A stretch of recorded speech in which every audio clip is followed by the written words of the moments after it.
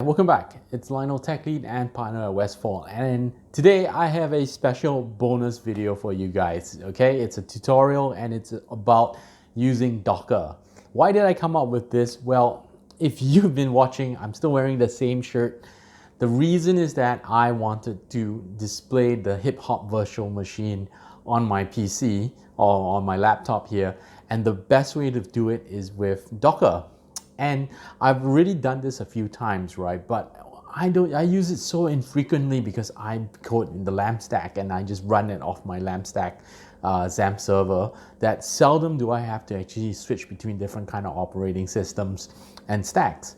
And I started to go through again all my notes, right? And I realized that people don't really make a very good Docker tutorial video, and they don't really explain stuff. So I thought, since I'm gonna do it, I might as well explain it to you guys so that you guys can understand it.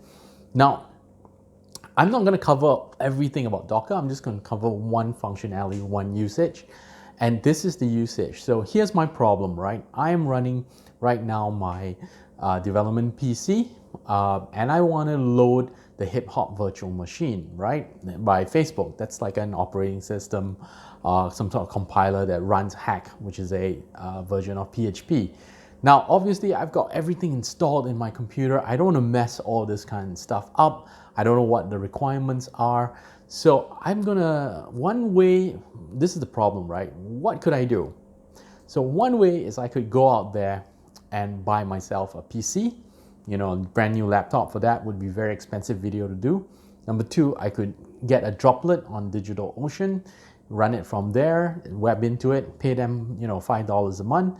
Not really a bad decision, but I would have to worry about the internet and connecting to that. Or the third way is I could create some sort of virtual PC on my computer where there would basically be a wall between my stuff and that thing. And once I'm finished with the video, I can just wipe it out and get rid of it. So lo and behold, option 3 is the best option, since I've already paid for the Docker image. We run Ruby on Rails so that I can run Linux on my computer. So that is one of the uses of the the Docker, which is running a virtual PC on your computer.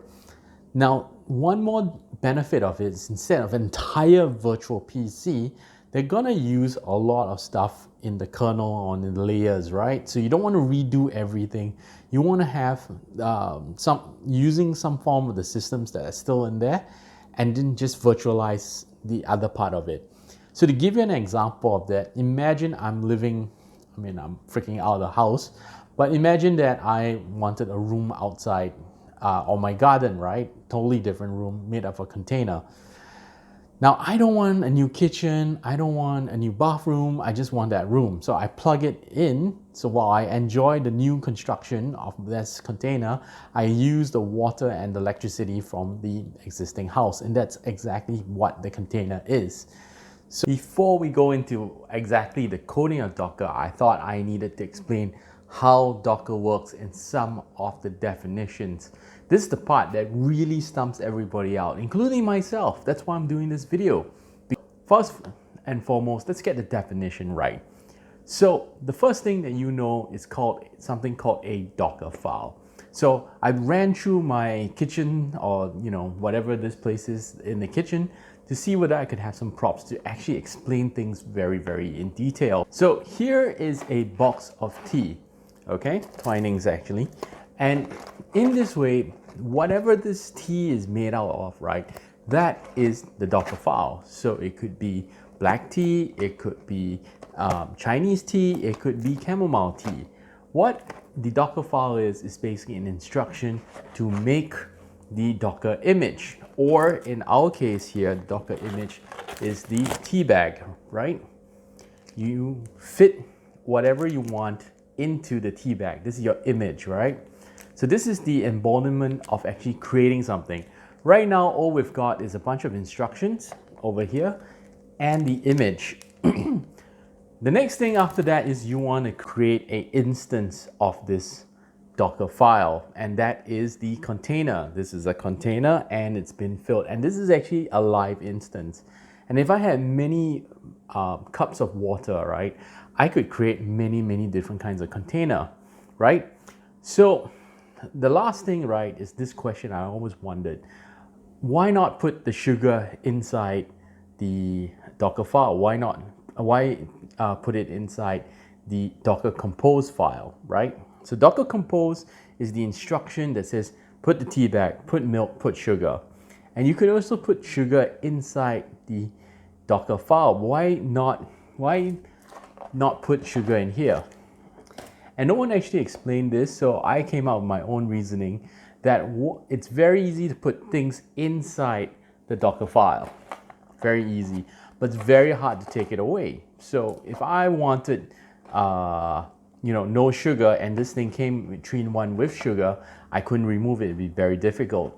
So you want your Docker file and your image to be as light as possible so that you can have as many varieties as possible. So if me, my friend, and a couple other people, we could have with milk, we can have with sugar, with a little squeeze of lime inside, a little bit of cinnamon, whatever it is, that can be handled by Docker Compose.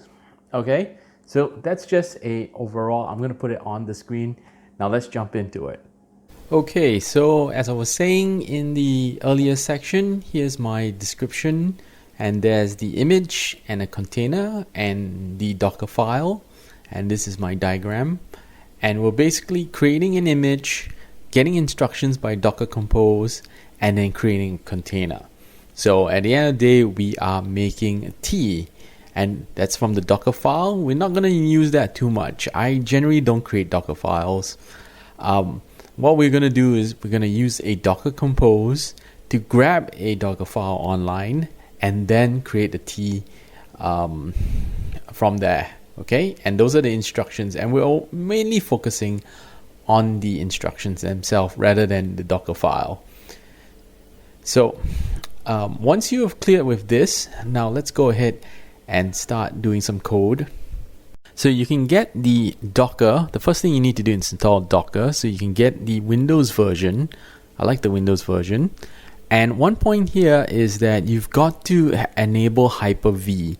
And so my home version actually doesn't have it, and I had to upgrade it online. I had to pay I think $100 US for the Hyper-V version, but yours might be the Pro or the Enterprise or the Education, and you can enable it. And once you install it, this is what it looks like.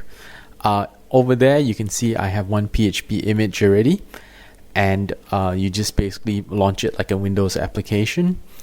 Up here you have to get yourself an account, so just create an account and sign in. So now we're gonna pop on to a folder. I've created a folder in the PHP folder called HHVM, which is what I'm going to be installing over here. And inside HHVM, what I'm going to do is just power it up with PowerShell. You can do this by pressing the Shift key, and this will launch PowerShell. And the first thing we're going to do, remember the diagram, is to create the Docker file. And you can use this using the command new item. Now you can also create it in Notepad, but I prefer to use the PowerShell to do it.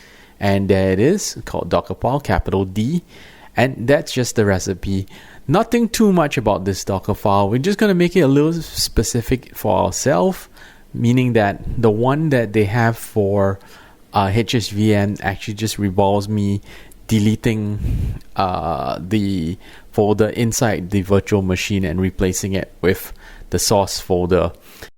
Now what I'm going to do is, instead of just statically copying the directory as with these instructions, you can see there's a delete, remove, and add a directory. I'm going to mount it.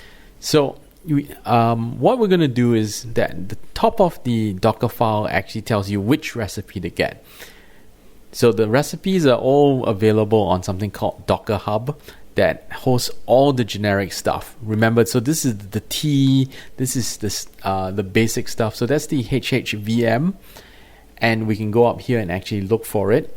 Here's the PHP version, 10 million downloads, and that will just put the image of PHP inside your Docker file or your recipe. So what again we're doing is we're combining different recipes together.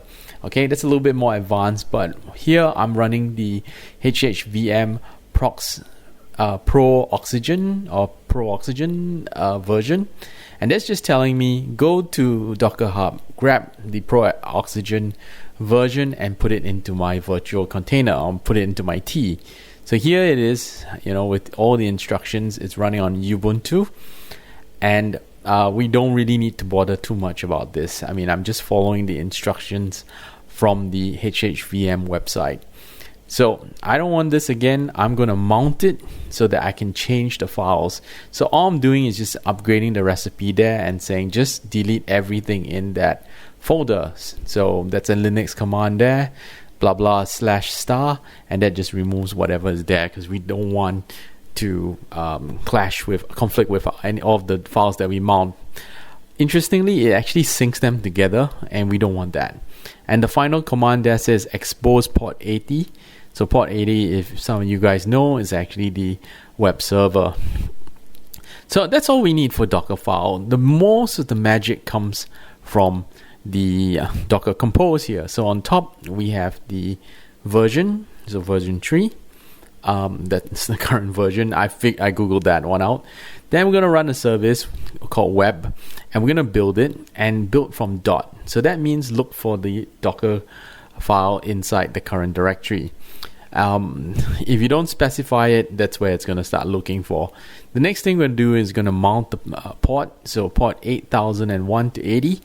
And then the final part is that we're going to run a volume and mount the volume. So dot semicolon basically just means mount the whatever is here and put it into the var www. So this is when it's mount, means that anything you change on your current computer will change in the virtual server. They're kind of synced.